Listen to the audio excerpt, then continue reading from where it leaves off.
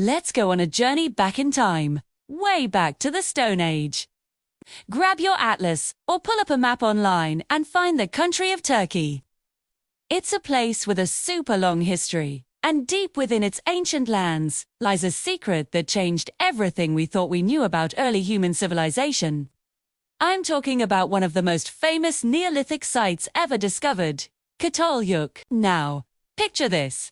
It's about 9,000 years ago. There are no cities as we know them, no pyramids, not even Stonehenge yet.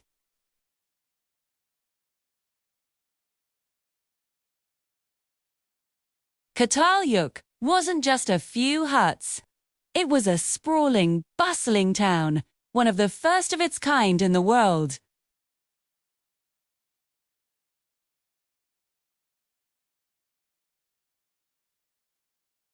To get to your house, you'd have to climb a ladder to the roof and enter through a hatch in the ceiling. It sounds wild, right? But this design was actually a great defense system. When archaeologists first started digging at Catalhoyuk, they were blown away. They found homes decorated with incredible art. The walls were covered in vibrant paintings of hunting scenes, geometric patterns, and powerful animals like bulls and leopards. They even found sculptures, including the famous seated woman of Catalhoyuk, a figure that some believe represents a mother goddess or a symbol of fertility and power. This wasn't just a place to live. It was a center of culture, art, and spirituality. People here had a rich inner world and a complex society. But here's where it gets even more fascinating. The people of Catalhoyuk weren't isolated. They were connected to a much wider world. How do we know this? Because archaeologists found objects in the settlement that came from very, very far away. Think about it for a second. We live in a world of instant shipping and global trade. But back then, there were no roads, no wheeled carts, no giant cargo ships. Everything had to be carried, either on the backs of people or pack animals like cattle. It was a slow, difficult, and dangerous process.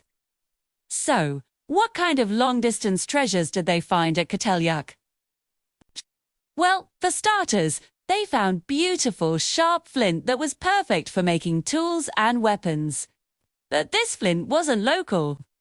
Chemical analysis showed that it came all the way from Syria. That's a journey of hundreds of kilometers over mountains and across rivers. Imagine the effort it took to bring that back. It tells us that the people of Catalhoyuk valued high-quality materials and were willing to travel incredible distances to get them. But it wasn't just practical items.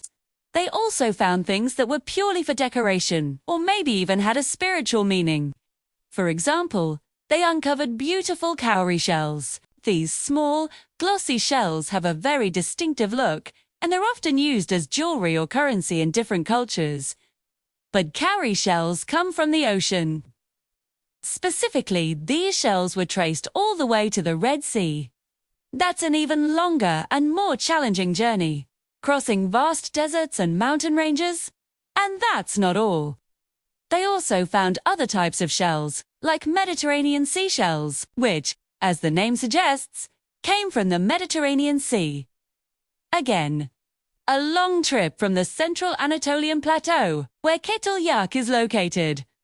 This raises a really interesting question. Why would people go to all that trouble? Why carry something so small and seemingly insignificant over such a vast distance? Let's think about this together. What do you think these cowries and shells would have been used for? Were they money? The first form of currency, maybe?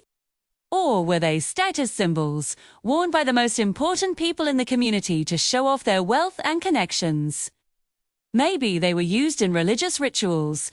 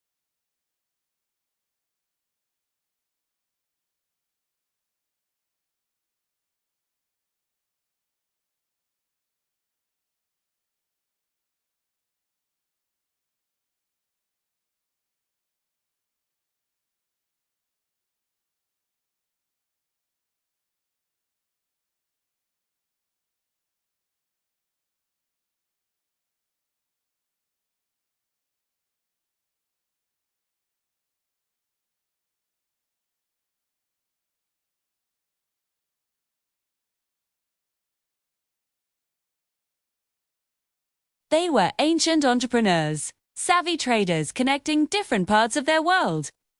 The discovery of long-distance trade completely reshaped our understanding of the Neolithic period.